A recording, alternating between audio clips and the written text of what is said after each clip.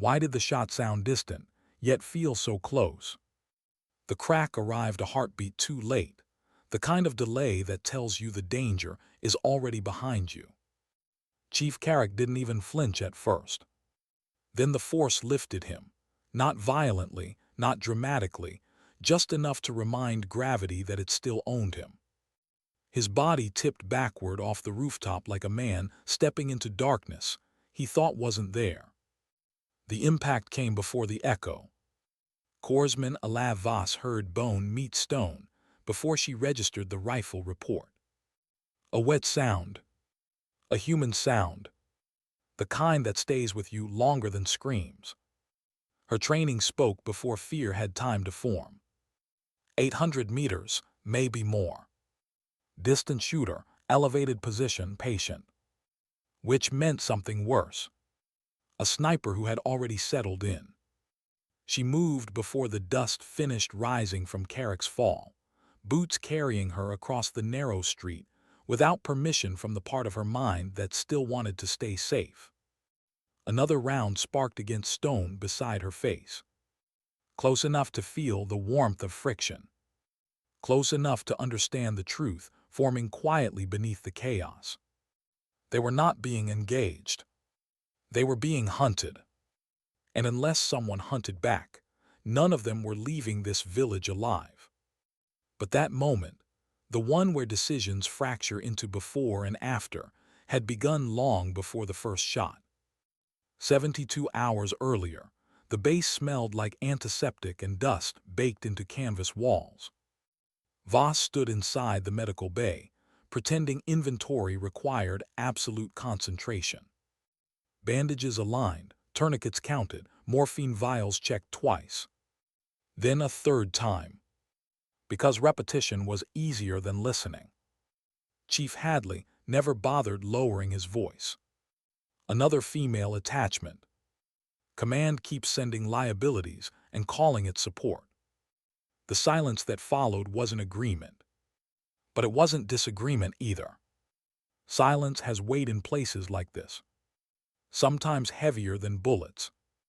Voss sealed her medical bag slowly, letting the quiet settle without resistance. She had heard variations of the same conversation in every unit she'd ever joined. Different words. Same verdict. You don't belong here. You will break when it matters. And when you do, someone else will pay the price. She never argued. Arguing suggests doubt. She carried enough of that already. Instead, she proved people wrong quietly, a pattern that left no celebration behind, only temporary acceptance that faded before the next deployment. That night, she found Rook Elliston sitting behind the equipment shed, where shadows allowed weakness to exist unnoticed. His breathing betrayed him first. Too fast, too shallow. The kind of breathing that belongs to someone still trapped inside a memory their body hasn't escaped.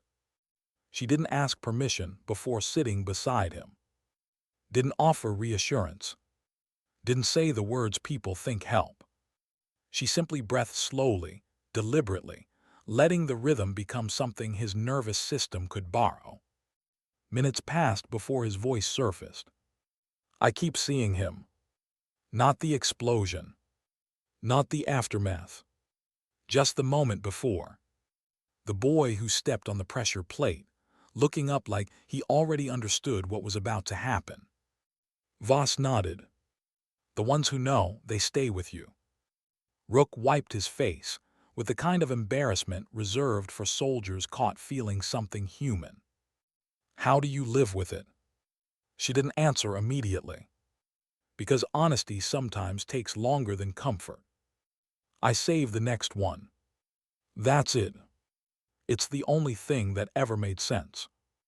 They sat there while the night carried its usual soundtrack of generators, humming and distant rotor blades carving through darkness. Eventually, his breathing steadied. The tremor in his hands quieted. Before he left, she stopped him gently. This conversation never happened. He hesitated. Why? Because tomorrow they need to see you standing, not surviving. That's what keeps teams together. Not perfection. Performance. He walked away taller than he arrived. And she stayed behind, feeling the familiar contradiction settle inside her chest. Helping others breathe, while quietly holding her own breath for years. Morning came with pale desert light and the quiet scrutiny of a man who missed very little. Master Chief Carrick watched her clean equipment with the detached curiosity of someone assembling a puzzle he hadn't decided to solve yet. That scope is expensive. She didn't look up. So are mistakes. Most medics carry extra gauze where you keep that optic. Some things are worth carrying even when they hurt. Carrick didn't respond immediately. His silence felt different from Hadley's. Not dismissive. Observational. Like recognition, waiting for confirmation. Some secrets have an expiration date, he finally said. Then he walked away, leaving her alone with the weight of memory disguised as equipment. Inside the case, the engraving remained unchanged. Marcus, a name that turned certainty into silence. Her brother had believed in her, with a confidence that felt almost reckless. Marine sniper, teacher, competitor. The only person who ever looked at her ability and saw possibility instead of complication. He mailed the scope 2 weeks before he died. 3 words. No explanation. Keep shooting. She didn't. Not after the call. Not after the folded flag. Not after learning that grief can make the things you love feel like betrayals. Instead, she chose medicine. Saving lives felt safer than ending them. Felt like redemption. Felt like the closest thing to forgiveness she could offer someone who wasn't there to grant it. But she never stopped carrying the scope. Some promises refused to disappear, even when broken. The mission briefing arrived with the usual mixture of routine and quiet dread. A village, a target, an insertion that looked clean on paper. Hadley immediately pushed for distance between the team and the corpsman. Familiar territory. Akon disagreed without raising his voice. Medical support stays forward. The decision settled the argument, but not the tension. Carrick passed her afterward, offering only a small nod. Stay close tonight. Not protection. Placement. Like he already understood something she hadn't admitted to herself yet. Hours later, inside the helicopter, rotors pounding against the night sky, Voss pressed her back against cold metal and watched mountains drift beneath them like sleeping giants. Somewhere down there, Marcus had taken his last breath. Returning felt less like duty and more like unfinished conversation. She touched the scope through the fabric of her bag, not for comfort but confirmation. Still there. Still waiting. The crew chief signaled 2 minutes. Hadley stopped in front of her before insertion. Stay out of the way. She met his gaze without resistance. My job is keeping people alive. Something flickered across his expression. Not belief. Not yet. But the edge of uncertainty. The helicopter touched down in darkness thick enough to swallow sound. The team moved like shadows with rifles. 3 kilometers of silence stretched between them and the village. Carrick paused first, the subtle language of raised fists and halted breath. A flicker on the ridge. Signal fire. Not warning. Confirmation. They know we're coming. And still they moved forward. Because missions don't pause for discomfort. They continued until Voss saw something others nearly stepped on. Disturbed soil. Too smooth, too intentional. IED. Hadley marked it without commentary. But he stopped trying to outpace her after that. Some lessons don't need acknowledgement to matter. The village felt wrong before the shooting started. No animals. No voices, just silence shaped like anticipation. Carrick's overwatch position offered temporary reassurance. Then the first muzzle flash tore the illusion apart. The shot traveled faster than fear, and the night became something entirely different. Carrick fell. The ambush ignited. The sniper revealed himself. And Voss realized that sometimes saving lives requires becoming the person you promised never to be again. But there was something she hadn't told them. Not Carrick, not Rook, not even herself. The part of her that still knew how to end a fight before it began had never actually disappeared. It had only been waiting for a moment strong enough to call it back. And that moment had finally arrived. Why did the room fall silent the moment she stepped inside? And why did seasoned operators suddenly avoid eye contact with the woman they had ignored just hours earlier? The hum of the Forward Operations Center felt different now. It wasn't louder nor quieter, just heavier. Screens flickered with live drone feeds, radio chatter bounced between headsets, and the stale scent of dust and gun oil lingered in the air. But beneath it all was something unspoken, a shift. She felt it the moment she crossed the threshold. Only hours earlier, she had been the medic nobody noticed, the quiet presence kneeling beside the wounded, hands steady, voice calm, identity irrelevant. Now, whispers followed her like shadows, not loud enough to be disrespectful but sharp enough to carry weight. Some of them had seen what happened on that ridge. Some of them hadn't, and that uncertainty made them even more cautious. She walked past a group of operators studying a tactical map.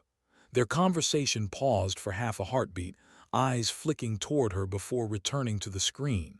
Not hostility, not admiration, something more complex. Recognition mixed with confusion. She placed her medical pack down beside the equipment rack, fingers lingering on the worn fabric. The pack had been her shield, the role that defined her presence, the identity that allowed her to exist without scrutiny. But now the memory of the rifle's recoil still echoed in her shoulder, a ghost reminder that the line between medic and sniper had never truly existed. It had only been waiting.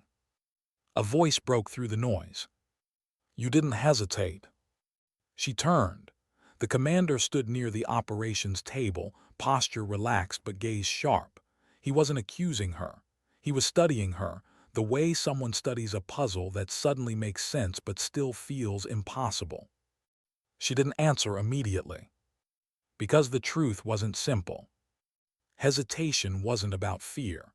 It was about permission, about identity, about whether someone believed they were allowed to become the person a moment demanded. "I didn't have time to," she finally said. The commander nodded once, as if that answer confirmed something he already knew. He didn't praise her, didn't question her. Instead, he slid a tablet across the table toward her. A new mission feed.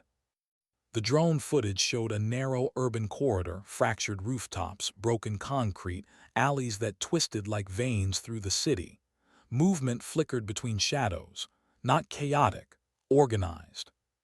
Predatory. "Our recon team is pinned," he said quietly. "Extraction route collapsed. They're surrounded, and air support can't get visual confirmation without exposing them." She understood immediately what that meant. No clear sightlines, no safe approach, no margin for error. And no one positioned to create space from a distance. "You want Overwatch," she said. It wasn't a question. Another pause, another silent confirmation. "I want the person who doesn't miss when it matters," the commander replied. The weight of those words didn't feel like pressure. It felt like responsibility, the kind that doesn't announce itself with fear but settles quietly into the bones. Around them, operators pretended not to listen, but they were listening, every one of them. Because this wasn't about skill alone. It was about trust, granted faster than tradition allowed. She studied the footage again, not searching for targets, searching for patterns, the way shadows moved, the rhythm of patrol spacing, the subtle pauses that revealed leadership positions. Combat wasn't chaos, it was behavior under pressure, and behavior could be predicted if you were patient enough to see it. "I'll need elevation," she said, and a second pair of eyes on drone feed latency. The commander's expression shifted, not surprise, but approval at the precision of her request. She wasn't stepping into the role emotionally. She was stepping into it professionally. "You'll have both." Preparation happened quickly but not hurriedly. Rifles were inspected with quiet efficiency. Communications were tested twice. No dramatic speeches, no ceremonial acknowledgement. Just professionals adjusting to a new reality. As she assembled the rifle, the familiar mechanical sequence felt strangely comforting, not because it symbolized violence, but because it represented clarity. Every component had a purpose. Every adjustment had consequence. Unlike people, a younger operator approached, hesitating as if unsure whether he was interrupting. "You were a sniper before the medic program, weren't you?" he asked carefully. She didn't look up from the rifle. "I was whatever the mission required." The answer lingered between them, heavier than a simple yes, because it implied a history nobody had asked about. The insertion point overlooked the city from a fractured high-rise, its upper floors abandoned long before the conflict reached this region. Wind threaded through broken windows, carrying distant echoes of movement below. From this height, the city looked deceptively calm, a still painting hiding the violence within its brushstrokes. She settled into position, breath slowing naturally as the world narrowed into angles, distances, and probabilities. Below, the recon team's location pulsed faintly on the digital overlay. Surrounded, but not yet lost. The first thing she noticed wasn't the enemy positions. It was the fear. Not panic, professionals rarely panicked, but the subtle tightening of movement that happens when people realize escape routes have vanished. The recon team wasn't frozen. They were adapting, conserving ammunition, buying time without knowing how much remained. Time she was about to give them. Drone feed synced, the spotter whispered beside her. She adjusted for wind drift, heart rate, and the slight instability of fractured concrete beneath her support elbow. Tiny variables that separated intention from outcome. A figure stepped into partial view below, not rushing, not scanning nervously. Directing. The kind of movement that shaped the battlefield without needing to dominate it physically. Leadership. She exhaled slowly. The shot wasn't about elimination. It was about disruption. Remove certainty and coordination fractures. Fracture coordination and opportunity appears. The rifle spoke once. Far below, movement changed instantly. Not chaos, but confusion sharp enough to break momentum. The recon team reacted within seconds, shifting positions with renewed purpose.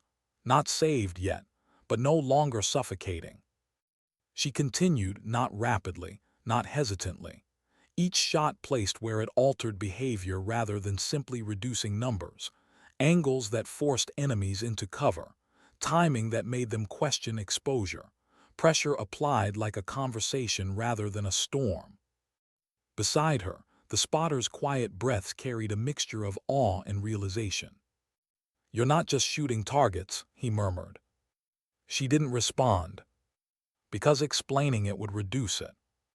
Minutes stretched into something elastic, long enough to feel endless, short enough that mistakes could still erase everything. Then the unexpected happened. A glint. Not from below, from across. Another elevated position. Someone watching her. The realization didn't spark panic. It sparked stillness. The kind that arrives when instincts recognize a mirrored threat. A sniper. Not searching randomly, already close to confirmation. The battlefield had shifted again. And this time, The silence between two unseen figures carried more tension than the firefight below. She adjusted position slowly, resisting the urge to locate the threat immediately. The first person to search desperately usually revealed themselves first. Patience wasn't passive. It was survival. The recon team's extraction window was approaching, their movement now coordinated with the disruption she created. But that glint remained in her peripheral awareness, a quiet promise that someone else understood this game just as deeply. The question wasn't whether he would shoot. It was whether she would see him before he did. Her breathing slowed further, the world narrowing until even the wind felt like information instead of sensation. Below, the team reached the extraction corridor. Above, an invisible duel waited to be decided. And in that suspended moment, she understood something that had followed her long before this mission, long before the medic pack, the rifle, the quiet underestimation. Some battles weren't about proving skill. They were about accepting identity. The medic who saved lives. The sniper who protected them from afar. Two roles that seemed contradictory to outsiders, yet felt inseparable within her. The recon team signaled successful movement. But the glint returned. Closer this time.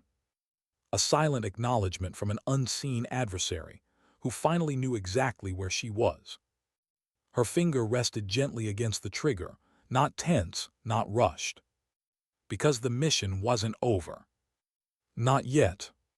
And somewhere across the fractured skyline, another sniper was preparing to turn this quiet overwatch into something far more personal. The city held its breath, and so did she. What if the most dangerous enemy isn't the one firing wildly below, but the one watching you with the same patience, the same training, and the same understanding of silence? The glint didn't return immediately. And that was what made it terrifying. An inexperienced sniper searches again after being detected. A confident one relocates, but a truly dangerous one disappears, not out of fear, but to force uncertainty into the mind of the person hunting them. She remained still, resisting the instinct to scan rooftops aggressively. Movement was information, and information was vulnerability. Beside her, the spotter shifted slightly, unaware that even the smallest adjustment could be observed from across the skyline. "Don't move," she whispered. Her voice wasn't sharp. It was calm, the kind of calm that carries urgency without panic. The spotter froze instantly, sensing the shift he couldn't yet see. "You see something?" he asked quietly. "I was seen." The words settled heavier than any incoming gunfire. Below them, the recon team continued moving toward extraction, unaware that their overwatch had just become a target. She tracked their progress only through peripheral awareness now, trusting the disruption she created was enough to carry them forward. Because the real threat had changed altitude. Wind brushed through the skeletal remains of the high-rise, carrying dust particles that sparkled briefly in sunlight before vanishing again. Tiny reflections, false signals. A sniper's environment was full of lies. But real intent always left patterns. She replayed the moment in her mind, the angle of the glint, the timing, the height relative to the broken communications tower 2 blocks east. Not precise enough for a shot, but enough to define a hunting zone. Across the fractured skyline, someone else was doing the exact same thing. Not rushing, not doubting, calculating. "You ever face another sniper before?" the spotter murmured. She didn't answer immediately. Because the question wasn't about experience. It was about memory. "Yes," she finally said. "They're the only ones who understand how loud silence can be." Seconds stretched into minutes. The firefight below faded into background noise, distant and almost irrelevant compared to the quiet duel unfolding across rooftops. Two unseen figures, separated by concrete and distance, connected only by intention. The glint appeared again. Short, deliberate, not a mistake. A message. He wasn't revealing position accidentally. He was testing her reaction time, measuring patience, confirming psychological pressure. A professional. She slowly shifted her rifle, not toward the glint itself, but toward where he would move after revealing it. Because anyone skilled enough to send a signal like that would never remain in the same position. The realization came with a strange sense of respect. This wasn't predator and prey. It was conversation. And the language was restraint. The recon team's voice crackled faintly over comms extraction vehicle approaching. Relief threaded through their tone, controlled but undeniable. They were almost out. Almost. A faint scrape echoed somewhere across the opposing rooftop line, too distant for most to notice, but amplified through stillness. The sound of fabric brushing concrete, slow repositioning. He was closing angles. Not for a clear shot. For inevitability. Her heartbeat remained steady, but awareness sharpened to the point where even the weight of the rifle felt like information flowing through her fingertips. She adjusted her breathing rhythm, not to calm nerves, but to disrupt predictability. A sniper who breathes in perfect cycles becomes measurable. Uncertainty was armor. Extraction in 60 seconds, the spotter whispered. She nodded once, eyes never leaving the fractured skyline. 60 seconds was a lifetime in ordinary combat. In a sniper duel, it was barely a breath. The glint didn't return this time. Instead, shadow shifted. Subtle. A fraction too deliberate to belong to wind or debris. There, a silhouette partially concealed behind a collapsed satellite dish. No face, no defining features, just the unmistakable stillness of someone who had already chosen where this encounter would end. She felt it immediately. Not fear. Recognition. He had predicted her prediction, and positioned himself where either of them could end the duel within a single mistake. Her finger rested along the trigger guard, pressure absent, intent present. The distance wasn't extreme. The angle wasn't impossible, but the margin for error was razor-thin, fractured glass, shifting wind currents between buildings, and the unstable concrete beneath both of them turning precision into probability. Neither fired, because the first shot wasn't always the winning one. Below, the recon vehicle reached the team. Movement accelerated. Cover fire erupted louder now, desperate attempts from hostile forces realizing their opportunity was collapsing. Noise flooded the city again. But up here, silence remained dominant. The opposing sniper shifted slightly, enough to confirm awareness without surrendering advantage. A professional courtesy, or perhaps a warning. She understood. He wasn't trying to stop the extraction anymore. He was trying to stop her. The realization didn't feel personal, but it felt inevitable. Her mind flickered through training memories, long hours in isolated ranges, instructors emphasizing patience beyond comfort, lessons about detachment that never truly prepared anyone for the moment when the person in your scope felt just as disciplined as you. This wasn't about elimination. It was about survival of perspective. 30 seconds, the spotter murmured, tension creeping into his voice now. She didn't respond, because something else had changed. The opposing sniper wasn't aiming directly at her anymore. He was aiming at the spotter. The calculation was immediate. Remove Overwatch support, force distraction, create the fraction of emotional response needed to secure a decisive shot. Clinical, effective, predictable. Before the spotter could even register the danger, she shifted, not fully exposing herself, but enough to alter the angle, enough to place herself back into the center of the duel. A silent statement. Take the shot at me instead.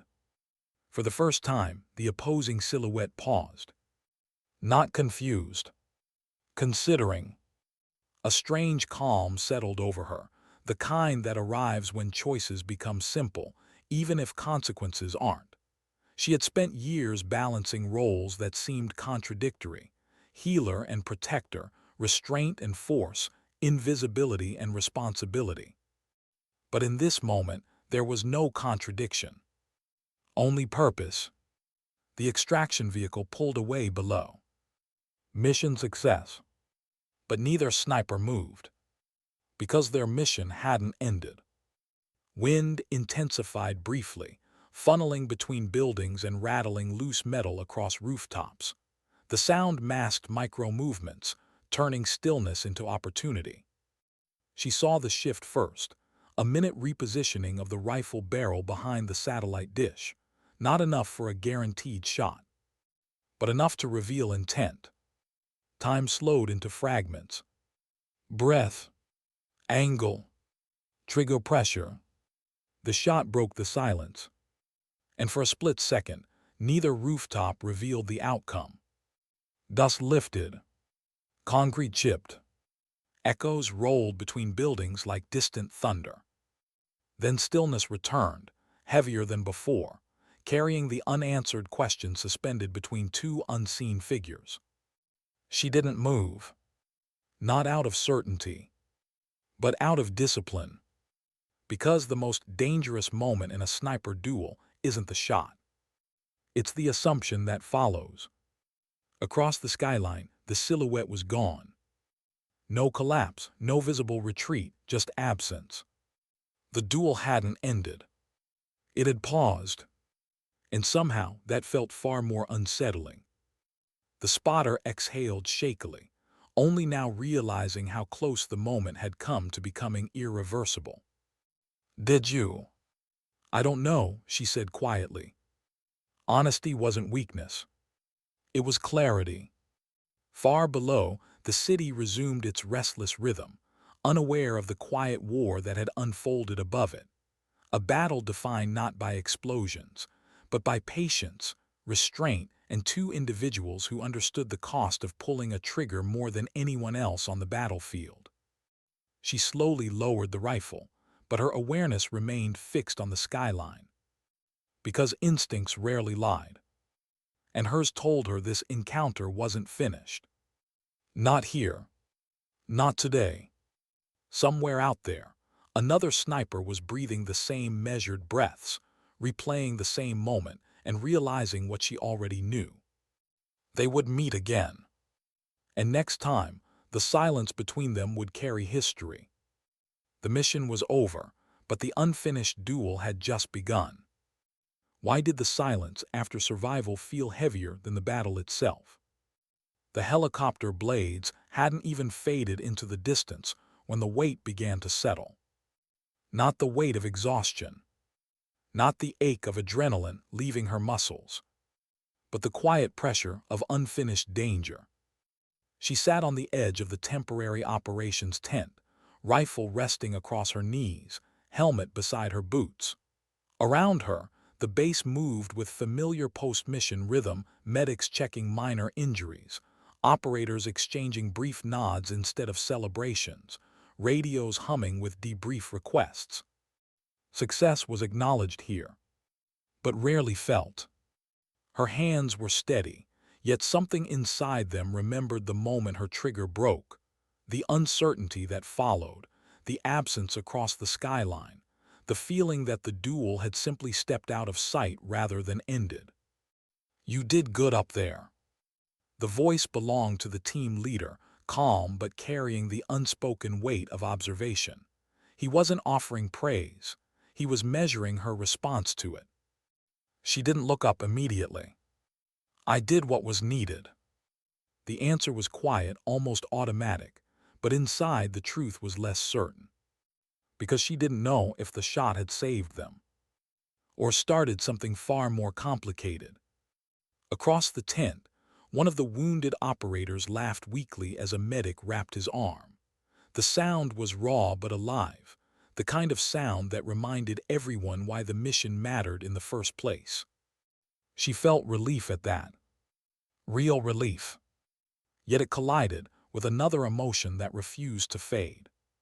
Recognition. Whoever had been across that rooftop wasn't reckless, not inexperienced, not desperate. He had understood hesitation. He had expected sacrifice. And most unsettling of all, he had respected restraint. The team leader crouched beside her, lowering his voice. Command wants details about the second shooter. Of course they did. The battlefield rarely tolerated unanswered questions. She finally looked up, eyes tired but focused. Professional, patient, not trying to win the firefight, trying to control the outcome after it. The team leader studied her expression longer than her words. You think he survived? A pause. Not hesitation, calculation between honesty and uncertainty. Yes. The answer came without drama. And somehow, that certainty felt heavier than doubt. The team leader nodded slowly, as if he had already reached the same conclusion, but needed to hear it from the one person who had felt the duel unfold in real time. Then this isn't over. She didn't respond, because endings were a luxury missions rarely provided. A radio crackled from inside the command tent, her call sign echoing through static, followed by a request for immediate debrief. The tone wasn't urgent, but it carried curiosity sharpened by concern. She stood, rifle still in hand, feeling the subtle shift that always came after a moment like this. The battlefield had released her body, but not her mind. Inside the command tent, the air felt colder not physically, but emotionally. Screens displayed satellite imagery, rooftop angles, trajectory estimates. Analysts leaned forward, chasing clarity through pixels that could never fully capture the human decisions behind them. An intelligence officer gestured toward the largest screen. Walk us through the engagement. She did. Not dramatically, not defensively, just the quiet reconstruction of observation, the glint, the repositioning, the deliberate exposure, the shift in targeting from her to the spotter. The room remained silent as she spoke, because they weren't just listening to what happened. They were realizing what almost had. When she finished, one of the analysts zoomed into the opposing rooftop, enhancing contrast until the satellite dish silhouette appeared empty, lifeless, offering no confirmation of injury or escape. Thermal picked up movement leaving the structure 2 minutes after your shot, the analyst said carefully. We lost track after that. There it was. Evidence without closure. The intelligence officer folded his arms. You drew his fire away from your spotter. It wasn't a question. She nodded once. You exposed yourself intentionally, he continued. Still not a question. Another nod. The officer's expression softened, not approval, not disapproval. Something closer to understanding the quiet mathematics behind choices no one wanted to make, but someone always had to. That wasn't protocol. I know. The room waited for justification. But she didn't offer one. Because some decisions didn't live inside protocol. They lived inside instinct. And instinct was harder to explain than orders. A long silence followed before the officer spoke again, voice quieter now. You switch from medic to sniper without hesitation. The words weren't accusatory. They were curious, almost unsettled. She felt the familiar internal tension rise, the part of her that never fully reconciled those identities. The memory of hands trained to save lives, now equally capable of ending them from a distance that erased faces. It wasn't a switch, she said softly. It was the same responsibility from a different position. The room absorbed that in silence, not fully understanding, but respecting the honesty. After the debrief, she stepped back outside, the late afternoon light stretching long shadows across the base. Operators moved past her with quiet nods, not celebratory, not pitying, just acknowledgement between people who understood that surviving didn't always feel like victory. She walked toward the perimeter, needing space beyond radios and screens. The horizon was calm. Too calm. Her thoughts drifted back to training years, long before this mission, before this unit, before the quiet reputation that followed her without explanation. There had been instructors who noticed the duality early, the medic who never panicked under pressure, the shooter who hesitated not from doubt but from empathy. Some had praised it. Others had warned it was dangerous. They were all right. Because empathy didn't weaken her trigger discipline. It complicated the silence afterward. Footsteps approached from behind. The spotter. He didn't speak immediately, standing beside her and staring out at the same horizon, as if words might disrupt something neither of them fully understood yet. "You saved me up there." She shook her head slightly. "We saved each other." He swallowed, emotion sitting awkwardly in his throat, the kind operators rarely expressed but never forgot. After a moment, he asked the question she knew was coming. "Were you scared?" She considered the honesty of it. Yes. Not of dying, not of missing, but of recognizing herself in the person across that rooftop. The spotter nodded, as if that answer somehow made more sense than denial ever could. A distant helicopter passed overhead, its shadow sliding across the ground like a reminder that missions never truly paused, they simply rotated focus. As evening approached, a message arrived, brief, clinical, and unsettling. Another sniper engagement, reported in a nearby sector. Same method. Same patients. No confirmed identity. Her chest tightened, not with fear but with confirmation. The unfinished conversation across rooftops had already resumed somewhere else. And she felt it deep in instinct, the quiet certainty that this wasn't coincidence. It was trajectory. That night's sleep didn't come easily. When it did, it carried fragments, glints of light, unfinished trigger pulls, faceless silhouettes disappearing before closure could form. But beneath the unease lived something quieter. Resolve. Not to win the duel. Not to hunt the unknown sniper. But to understand what connected them beyond opposing sides of a battlefield neither of them seemed eager to dominate. Because sometimes the most dangerous enemy isn't the one trying to kill you. It's the one who reminds you how similar survival can look from the other side. Morning would bring new orders, new missions, new rooftops, but the silence between them was no longer empty. It carried memory now, and memory had gravity. Some battles don't end with the last shot. They linger in the quiet, waiting for the moment two unfinished stories cross again. What if the person hunting you wasn't trying to end your life, but trying to understand it?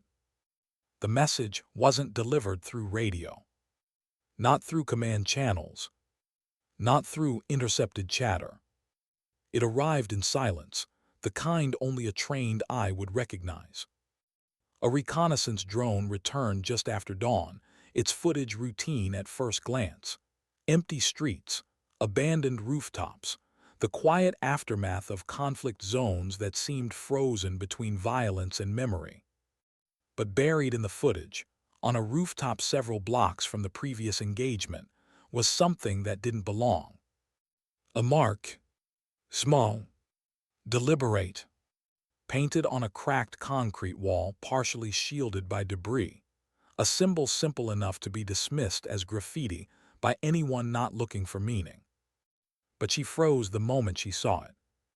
Because it wasn't random. It was a range marker. Old school. The kind snipers used during long Overwatch assignments to confirm distance memory without digital assistance. A quiet language of survival passed between professionals who trusted precision more than technology. And beneath it, barely visible, was a second mark. A correction. Someone had adjusted the original measurement. Not erased it. Not defaced it. Refined it. Her stomach tightened with the unsettling clarity that the mark wasn't a threat. It was acknowledgement. He was there after we left, the analyst murmured behind her. She didn't answer, because she already knew. The symbol wasn't meant for command. It wasn't meant for intelligence. It was meant for the person who would recognize why the correction mattered. For her. The room buzzed quietly as analysts debated possibilities, rival factions, overlapping sniper cells, coincidence layered over assumption. But their voices felt distant, muffled by the quiet realization unfolding inside her. This wasn't pursuit. It was conversation continuing across absence. The intelligence officer stepped closer, watching her reaction more than the footage itself. You've seen that marking style before. It wasn't a question. She hesitated not out of secrecy, but because memory carried weight she rarely allowed to surface. Yes. The answer felt heavier than expected. The officer waited. But the rest of the truth didn't come easily. Because the symbol pulled her backward into a version of herself she rarely revisited, long before sniper rifles, before specialized units, before the quiet reputation that followed her through missions without explanation. Back when her hands had only known how to save. The memory arrived in fragments. A field hospital operating under dim lights. The constant hum of generators barely keeping equipment alive. The smell of antiseptic fighting unsuccessfully against the reality of war injuries, arriving faster than treatment could keep pace. She had been younger then. Not inexperienced, but still believing survival could be measured purely by the number of lives stabilized before evacuation. There had been a patient, unconscious, unidentified carrying injuries that suggested training far beyond the uniform he wore. Precision wounds, controlled bleeding, someone who had treated himself before reaching the hospital. A sniper. She remembered the range card found tucked into his gear, filled with markings identical to the symbol now paused on the drone footage. Not just distances, but corrections. Adjustments reflecting a mindset obsessed with refinement rather than domination. She had never learned his name. He had regained consciousness briefly during treatment, eyes calm despite pain, gaze carrying the quiet awareness of someone accustomed to observing more than speaking. He hadn't thanked her. He hadn't asked questions. He had simply studied the room, the exits, the sound of distant fighting, cataloging survival pathways even while lying on an operating table. Before evacuation arrived, he had said one thing. Not about war. Not about sides. Just a quiet observation.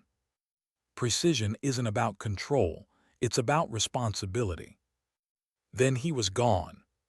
Transferred. Disappeared into the machinery of conflict, where identities blurred and stories rarely reconnected. She hadn't thought about him in years. Until now. You treated him, the intelligence officer said softly, reading the recognition she couldn't fully hide. She nodded once. The admission felt like opening a door she had carefully kept closed. We don't know if it's the same person, the officer continued carefully. I do. Not certainty based on evidence, but the kind that forms when instinct recognizes patterns memory never forgot. Silence filled the room, not accusatory, not alarmed, just the quiet acknowledgement that war had a way of looping lives together in ways strategy could never predict. Later, alone outside the operations center, the emotional conflict finally surfaced. Not fear, not guilt, something more complicated. Gratitude, because the sniper across that rooftop hadn't taken the easier shot. Because the mark on the wall wasn't a warning, it was confirmation that restraint had been mutual. And that realization carried a dangerous softness.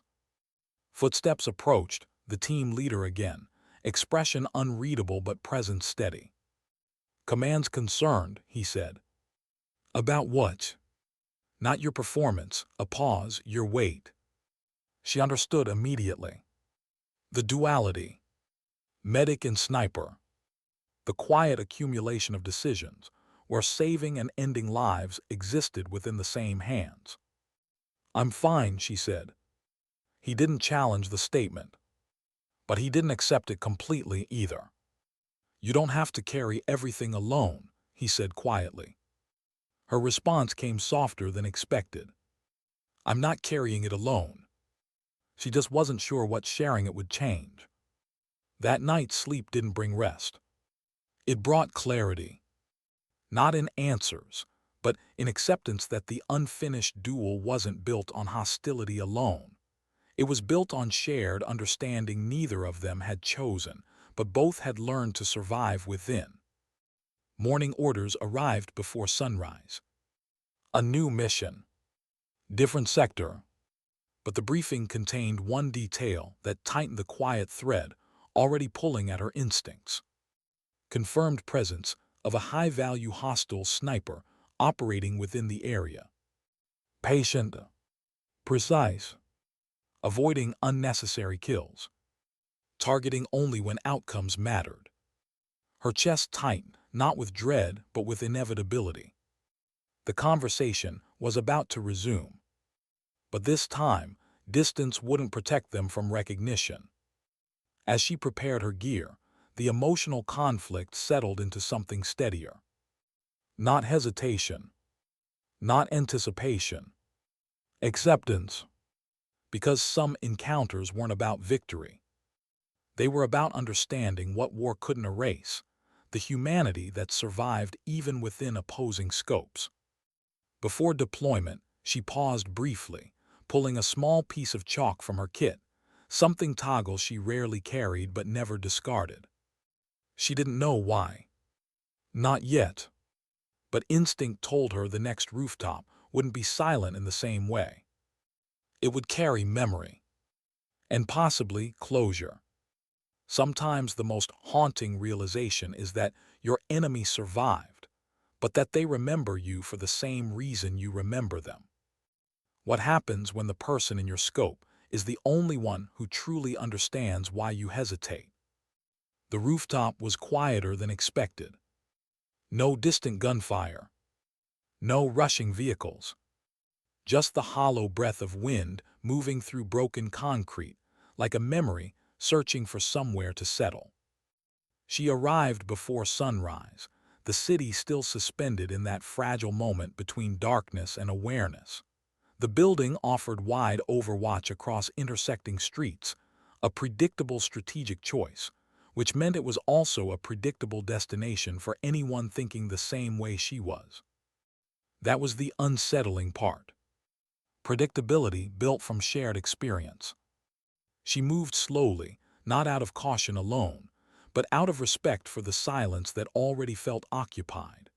Her rifle rested ready but not urgent, every step placed with the understanding that sound traveled differently in places abandoned by ordinary life. The mission brief echoed in her mind: locate and neutralize the hostile sniper disrupting operations in the sector. Clinical, clear, necessary. But missions rarely accounted for recognition. She reached the edge of the rooftop and settled into position, scanning angles with practiced calm. Broken ventilation units, collapsed stairwell entrance, a fractured billboard frame offering shadow without true concealment. Then she saw it. A small chalk mark on the concrete beside a rusted railing. A range correction. Fresh. Her breath slowed, not from fear but from confirmation. He was already here. Not hiding the sign. Not emphasizing it. just leaving it where only someone looking for meaning would notice. The quiet conversation had resumed exactly where it left off. She didn't raise her rifle immediately. Instead, she reached into her pocket and pulled out the small piece of chalk she had carried without fully understanding why. Her hand hovered briefly before she knelt and added a second correction beside his, precise, deliberate, unmistakably intentional. An answer, not to the mission, to the memory. The wind carried a faint sound behind her, fabric shifting against concrete.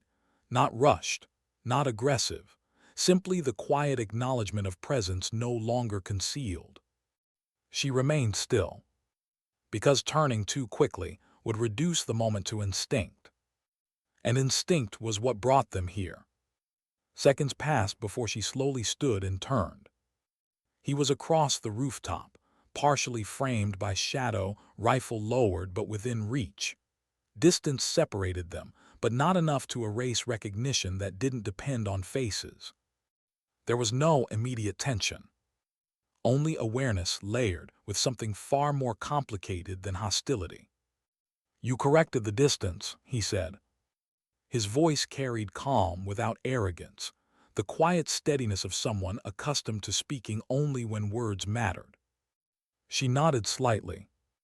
"You were compensating for crosswind that wasn't consistent." A faint smile touched his expression, not amusement, but appreciation of being understood without explanation. "You remember," he said. It wasn't a question. She did. Not his face, not his name, but the stillness in his eyes while lying wounded under harsh medical lights, observing everything even while drifting between consciousness and survival. "You survived," she said softly. "So did you." The simplicity of the exchange felt heavier than any accusation. They stood in silence, two individuals shaped by different orders yet connected by a moment years earlier, when one had saved the other without knowing what that survival would eventually mean. "I didn't take the shot," he said after a while. She knew which one. "I know. You exposed yourself to protect your spotter. And you chose not to make it count." A pause stretched between them, not uncomfortable, but filled with the weight of choices neither regretted yet both carried. "This war keeps asking us to forget moments like that," he said quietly. She felt the truth settle deep. "But we don't," she replied. "No." The wind shifted again, brushing dust across the rooftop like time, attempting to blur the edges of what couldn't be undone. Her radio remained silent. So did his. For the first time in countless missions, the absence of orders felt louder than their presence ever had. "You're here to stop me," he said. "Yes." "And you believe I'm here to stop you." "Yes." Neither statement carried anger, just reality. He glanced toward the skyline briefly before returning his gaze. "I only take shots that change something," he said. "So do I." Another quiet understanding passed between them, the recognition that neither had spent years training to become instruments of destruction alone. They had become observers forced into decisive moments where hesitation could cost lives, yet action always carried weight long after the moment passed. "You saved me once," he said. She shook her head slightly. "I did my job." "No," he replied gently. "You chose to see a person instead of a target." The words landed deeper than praise ever could, because they exposed the part of her identity she struggled most to reconcile. The medic who believed every life mattered, and the sniper who understood that sometimes protecting life required ending another. "Why leave the mark?" she asked. "So you'd know I remembered," he said, "and so you'd know I wasn't hunting you." She absorbed that quietly. "Then why stay in the field?" His answer came without hesitation. "For the same reason you do. Responsibility. Not loyalty to conflict, but to the people caught inside it." The sun began to rise, soft light breaking across the rooftop and dissolving the shadows that had protected them both. With daylight came inevitability, the reality that this moment couldn't last without consequence. Somewhere beyond the silence, missions were still unfolding. Lives still depended on decisions. "You know we can't walk away like this," she said. "I know." Neither raised their rifle. Not out of indecision, but out of mutual understanding that the outcome of a shot here wouldn't resolve anything. It would only erase the one person who understood the quiet burden both carried. Footsteps echoed faintly from the stairwell below, distant, approaching, reminding them the world beyond this rooftop hadn't paused with them. He noticed it too. Time was ending, but not the way missions usually demanded. "You don't have to choose between who you were and who you became," he said. The words felt like something he had learned the hard way. "And neither do you," she replied. A faint nod passed between them, agreement without promise. Then he stepped back slightly, lowering his rifle fully. Not surrender. Not retreat. A decision. "I'll disappear after this," he said. "Not because I'm defeated, but because some conversations don't need a final shot." Her chest tightened, not with relief, not with regret, something quieter. Understanding. "You'll be remembered," she said. He offered the smallest smile. "Not for what I did," he replied, "for what I chose not to do." The footsteps below grew louder. Reality returning. He turned toward the far stairwell, pausing only once. "Thank you," he said, not for saving his life years ago, but for remembering that survival didn't always mean victory. She didn't respond with words. She didn't need to. He disappeared into the stairwell, leaving only the chalk marks on concrete and the quiet realization that the duel had ended without a winner, and without a loss either of them would carry as regret.